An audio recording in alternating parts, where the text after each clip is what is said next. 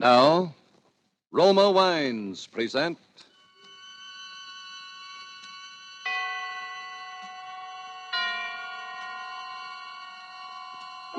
Suspense.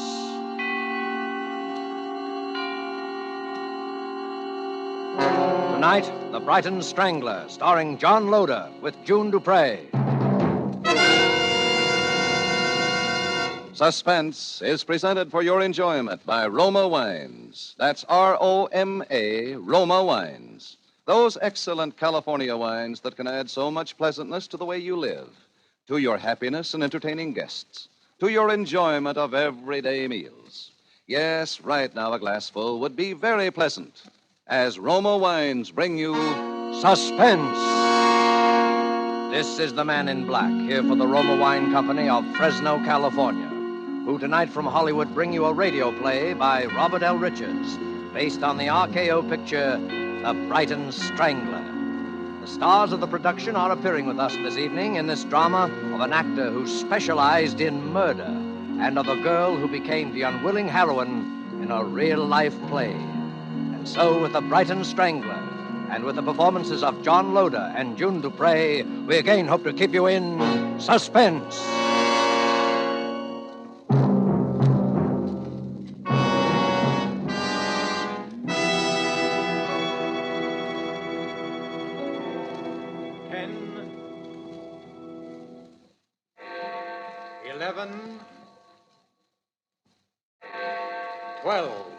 Midnight and the New Year. Oh, Edward, it's been such a lovely holiday. April, my dear, I wouldn't stand too near the edge. The rail is very low and it's quite a drop to the street. I was only looking over the city. It's even a lovely night to have a holiday in, as long as it must end. All lovely things must end, my dear. Shall we join the others? It's a bit chilly out here on the terrace, don't you think? No. We can't go in just yet because... Because what? Because something has to happen first. What has to happen? You know what happened to the Lord Mayor of Brighton, don't you? He was strangled. On Christmas Day.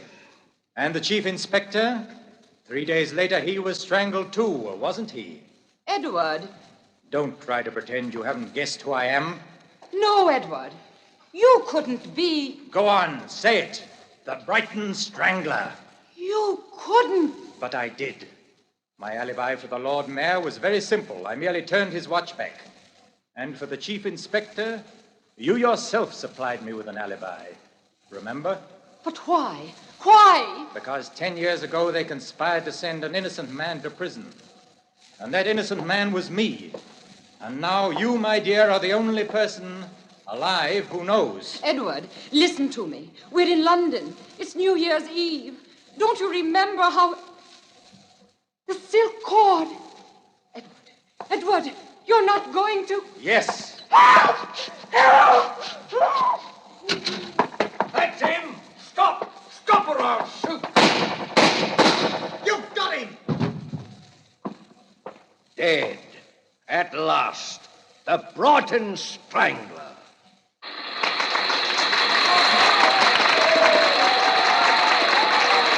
Thank you very much. Thank you. Thank you. Good night.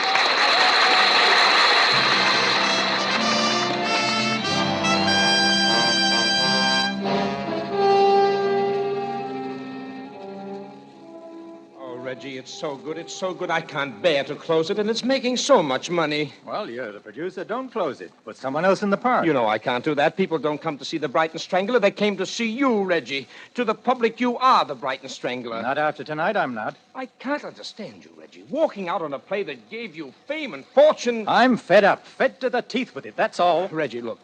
I won't speak for the play itself. It's only mediocre. I'll grant you that. But you've given it something. Just by sheer force of personality, you've made it authentic, terrifying, a tremendous psychological drama. Well, that's just it. Now, look here, Sheldon.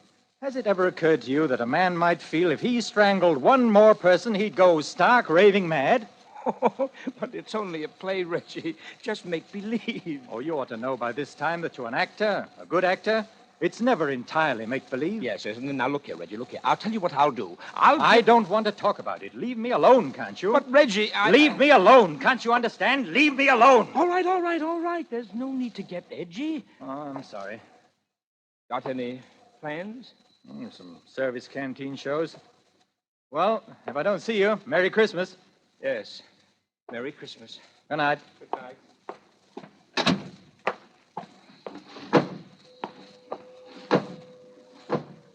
Air raid.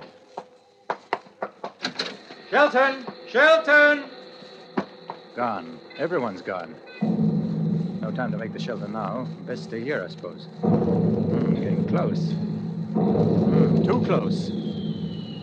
This is it!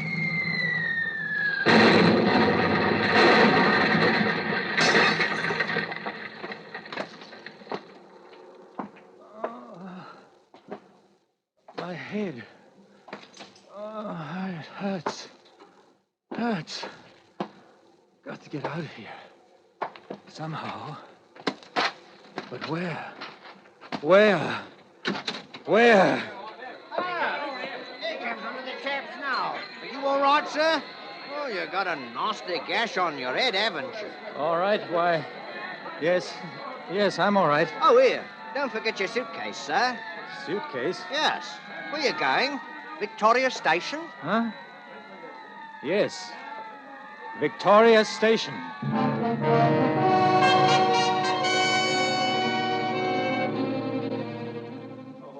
How many? 3 return tickets to Horsham. Here you are. Yours? Return to Rottingdean, if you please. Right. Next? Single to Brighton. Brighton. Right, next. What's yours, sir? Single to Brighton.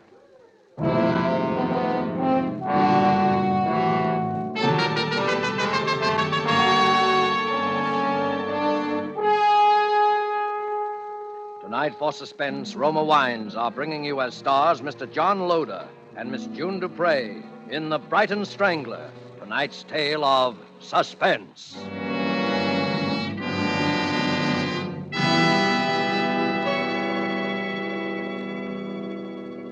When you listen to the friendly advice of Miss Elsa Maxwell about hospitality and gracious living, you realize that here is an authority who talks plain common sense all the time.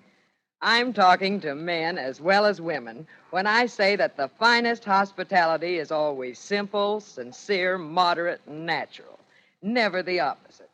And so I'm always emphasizing that the nicest, simplest, most sincerely flattering hospitality is to serve your guests some Roma sherry with its golden amber color, its deliciously tangy nut-like flavor.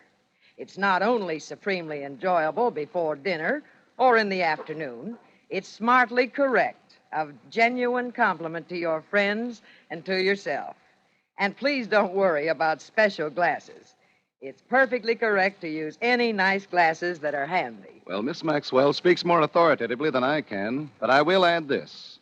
Roma sherry, like all famous Roma wines, made from California's magnificent sun-ripened grapes, brings you all their fine flavor, aroma, and color. Is unvaryingly good, always enjoyable, thanks to the age-old wine skill of Roma's noted wineries, located in the choicest vineyard areas of California. Yet all this goodness and pleasure is yours for only pennies a glass. Remember, more Americans enjoy Roma than any other wines. Roma, R-O-M-A, Roma wines. And now it is with pleasure that we bring back to our soundstage Mr. John Loder as Reginald Parker and June Dupre as April Manby, who now takes up the narrative concerning the Brighton Strangler, a tale well calculated to keep you in suspense.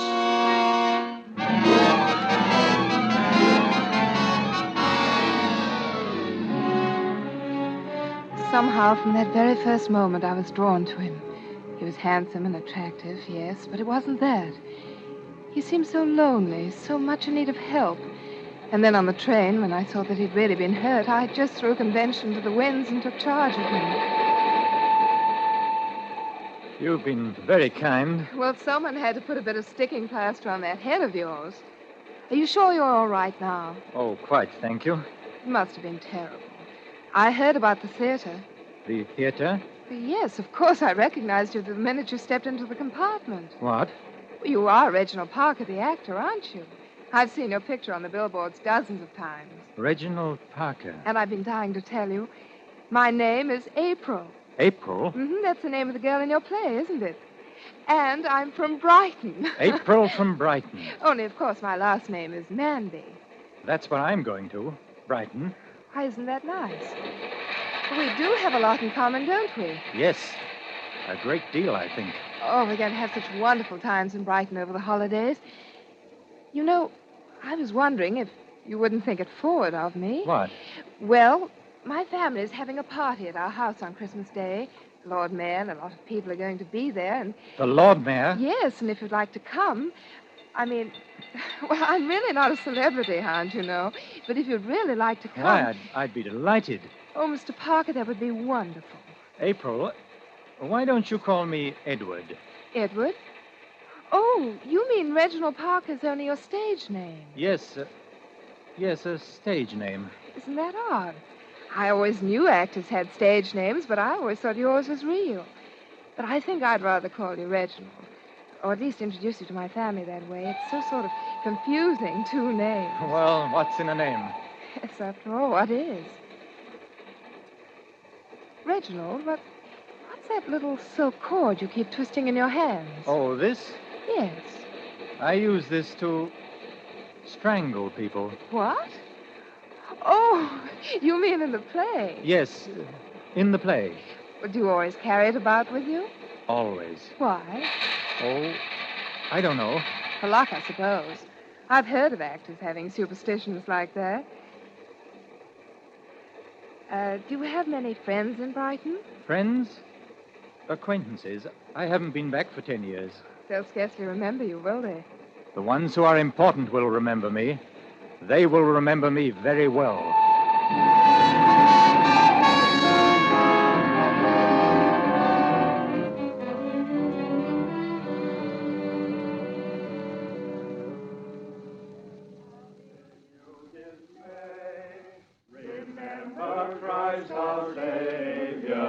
Hello there. Am I late? Oh, no, right on the dot. It's just 5:30 now. Here, let me take your coat. Thanks. Now come along and meet everyone. I'm so anxious for you to meet my parents. Told them so much about you. I didn't realize you knew so much about me. Silly. You know what I mean. Mother, I want you to meet Mr. Reginald Parker. Well, how do you do, Mr. Parker? How do you do? Mrs. Shackleton. How do you do? Mr. Shackleton. How are you? My father, Dr. Manby. How do you do, sir? And Chief Inspector Allison. How do you do? Well, everyone's here now but the Lord Mayor. I wonder what can be keeping him. Well, it's barely 5:30 now. It's a bit of a walk from his place. I expect he'll be along directly. Well, Mr. Parker, it's a pleasure to meet you in the flesh, so to speak, sir. I have an impression that we have met in the flesh before, Inspector. Well, not that I recall, sir, and I'm sure that I would. I would have thought so too, Inspector. If only because of our mutual adventures in villainy. Eh? Oh, I see what you mean. Well, sir, I'm a practical criminologist, or supposed to be. And I must confess that I find most of these plays and films and so on about crime rather preposterous. Why? Why, in this day and age, a man can't go about killing people without being caught. Once in a while, perhaps, but when you get these stories of chaps with 2 or 3 and a whole string of victims, oh, no, never. But, Inspector, they always are caught in the end, if only to prove to the kiddies that crime doesn't pay. But supposing it were the perfect crime. Oh, bosh, there's no such thing. Really? You interested in criminology, Mr. Parker? We ought to get together some evening while you're here. Perhaps I could give you a few experiences of my own that would amuse you. I should be delighted, Inspector. In fact, I shall make a point of it. Good. Excuse me a moment. Hello? Yes? Yes, I'll call him. It's for you, Daddy. Oh, thank you, Martha. Yes? Yes, this is Dr. Manby speaking. What? Good Lord. Yes. Very well, I'll tell him, and I'll come over at once. What is it? What's wrong? Terrible thing has just happened. We'll need you on this, I'm afraid, Inspector. What's happened? The Lord Mayor has been murdered. Murdered? Can't understand it. Why, he didn't have an enemy in the world. When did it happen? He left his house at 5:15 to come over here. He was apparently attacked by someone who'd been lurking in the shrubbery of his own grounds. He was killed at 5:30. His watch had been smashed during the struggle, and that's when it stopped. And how was he killed, Doctor? He was strangled.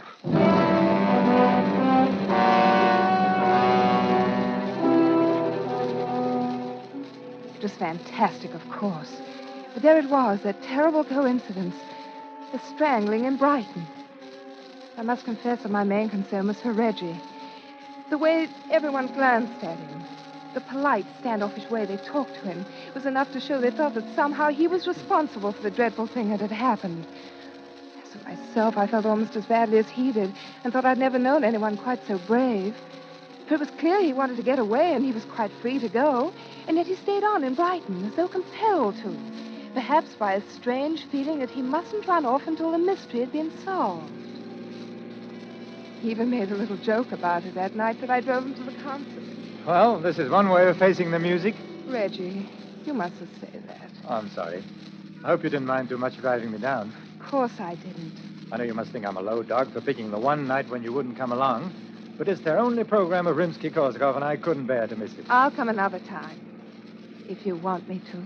I want you to very much. Reggie, did you ever think that a play might have an effect on people who saw it? How? That someone might see it and want to do the same thing? Oh. Reggie, I think that's what happened. I think that someone saw your play and is trying to do the same thing in real life. Some poor creature with a twisted mind. A twisted mind? Please don't think I'm blaming you. But a play like that should never have been written. Should never have been allowed. Perhaps it was just fated to be that way. It's the only thing I can think of to explain the things that have happened. Does it make a great deal of difference to you? Difference? In the way you feel about me? Oh, Reggie, no.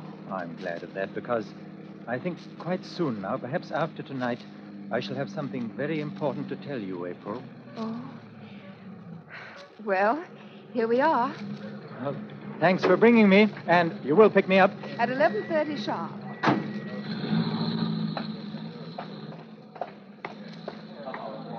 Tickets, please, sir. Here you are. First stall on your right, sir. First seat in the last row. Am I late? No, sir. It's just about to begin, sir.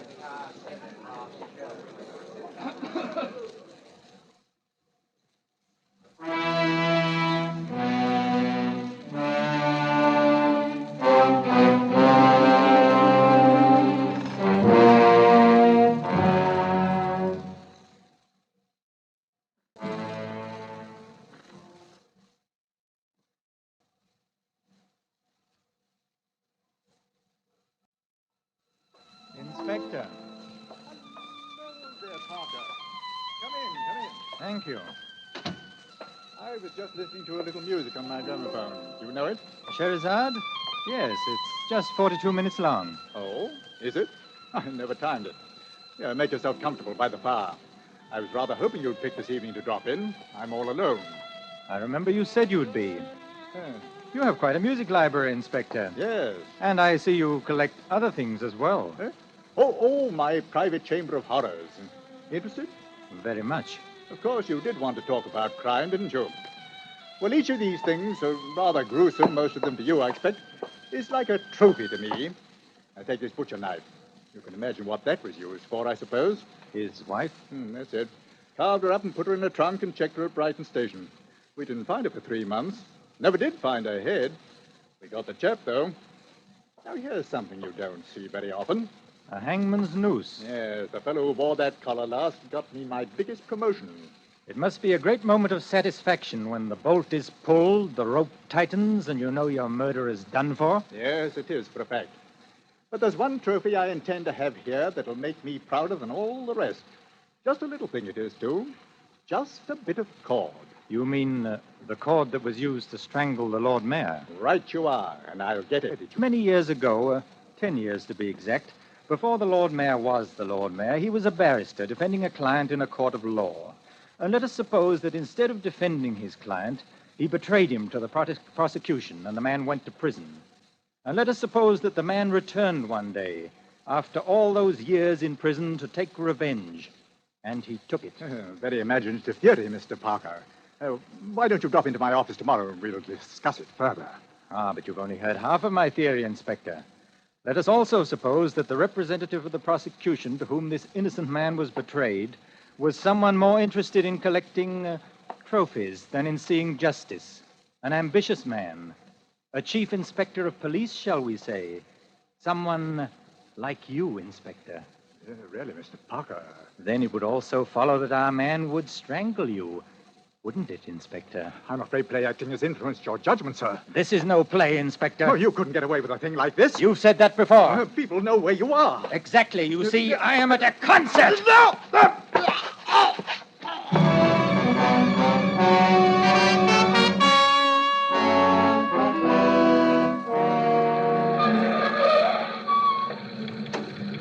Oh, there you are.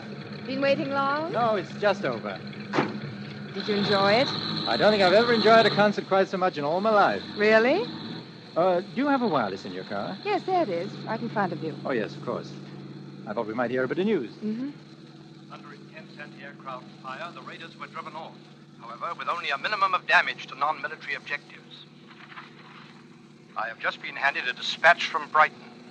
The Brighton Strangler has struck again. At approximately 11 o'clock tonight, Chief Inspector Allison of the Brighton Police Force was found dead in his flat. Reggie. He had apparently been murdered in the same manner as the Lord Mayor of Brighton, only 3 days before, by strangling. Again, there were no clues to the killer. Reggie. It's fortunate, my dear, that you and others know I was at the concert this evening. Fortunate? Because otherwise it might seem almost one coincidence too many.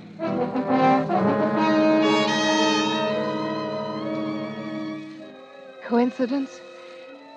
Suddenly, all this coincidence that had seemed only the trickery of an impossible nightmare became the evidence of terrible reality.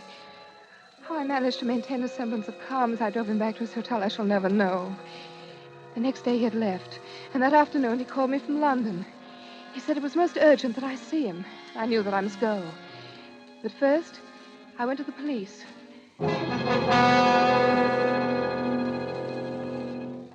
It's fortunate he came to us first. Now, if you know where he is, miss, we'll arrest him at once. But I don't know where he is. And besides, I have no proof.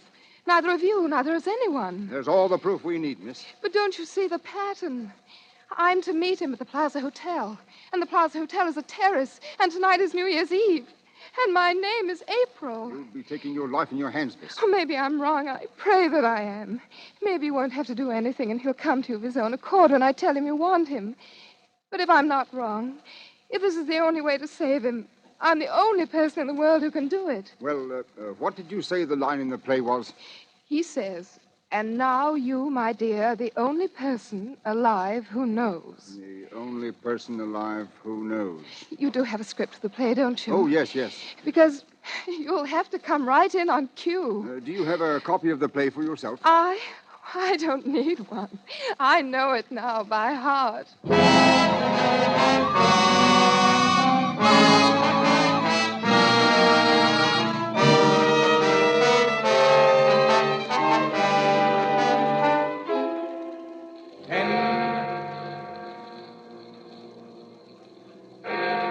11, 12, midnight, and the new year. Shall we go in? It's a bit chilly out here, don't you think? No, we can't go in just yet because... Because what? Because something has to happen first. What has to happen? You know what happened to the Lord Mayor of Brighton, don't you? And the chief inspector, he was strangled too, wasn't he? Reggie. Don't try to pretend you haven't guessed who I am. Reggie, this is where the lines are different from the play. I've known who you are. Go on, say it. The Brighton Strangler. And now you have a silk cord in your hands and you want to strangle me. But you mustn't. Oh, listen to me, Reggie. You've been sick. Don't you understand? You've been sick and you've got to get well. And now you, my dear, are the only person alive who knows. Reggie, no. Yes. Applaud, all of you. Applaud. Applaud. Let go of her, all right. But keep him covered all the same. Thank you. Thank you very much. Thank you. He's backing up to the railing. He'll fall. Stop him, someone. Thank you. Thank you very much. Thank you, everybody. Good night.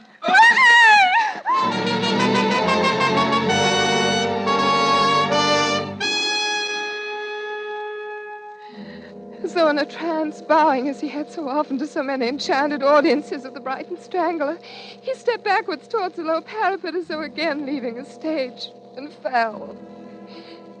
We found him on the pavement below. He was still alive. It's April from Brighton. We were bombed, weren't we? And then I heard applause. I think I'm hurt, but you'll help me, won't you? I want to take just one last curtain call.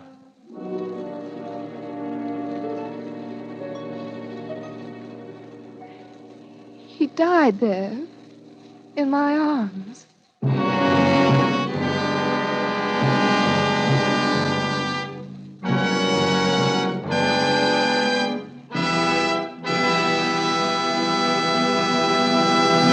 And so closes The Brighton Strangler, based on the RKO picture, and starring John Loder with June Dupre. Tonight's study in Suspense. Suspense is produced, edited, and directed by William Spear. There is no reason at all, Elsa Maxwell says, why everyone should not have the enjoyment of Roma wines with everyday meals and when entertaining friends. These superb wines of California are so delightful to the taste, so very delicious with food, so smartly complimentary to friends who are your guests. It seems a shame to me that some people still miss out on such wholesomely simple, moderate, and inexpensive pleasure. But of course, Miss Maxwell, millions already do know and enjoy Roma wines. In fact, more Americans enjoy Roma than any other wines. And that can only mean Roma wines are California's finest. Always extra good, unvaryingly fine in flavor and quality. Yet, only pennies a glass. Roma, R-O-M-A, Roma wines. Before we bring you news about next week's program, I should like for our sponsors, the Roma Wine Company, and for all of us who collaborate to bring you Suspense, Mr. Spear, our producer-director, Lud Gluskin, our conductor, Lucian Marowick, composer of our scores, Vern Surrey and Ralph Cummings, our sound crew, Bob Anderson, engineer, and Truman Bradley, our announcer, to wish you a very Merry Christmas. Next Thursday, same time, you will hear Miss Ida Lupino as star of Suspense. Presented by Roma Wines, R-O-M-A. Made in California for enjoyment throughout the world. An open telegram from Washington concerning the merchant marine, which should be listened to with vital interest by eligible members of our audience. United States shipbuilding program is being increased at enormous rate. Contracts have been awarded for hundreds of additional new ships. Every one of these ships must be manned by 40 to 50 men, most of them with previous sea experience. Long Pacific distances and expanding supply problems call for continuous employment of large numbers of men and ships until Japan is totally defeated. Universal demand for strong post-war merchant marine makes post-war opportunities in these jobs fully as great as in any American industry today.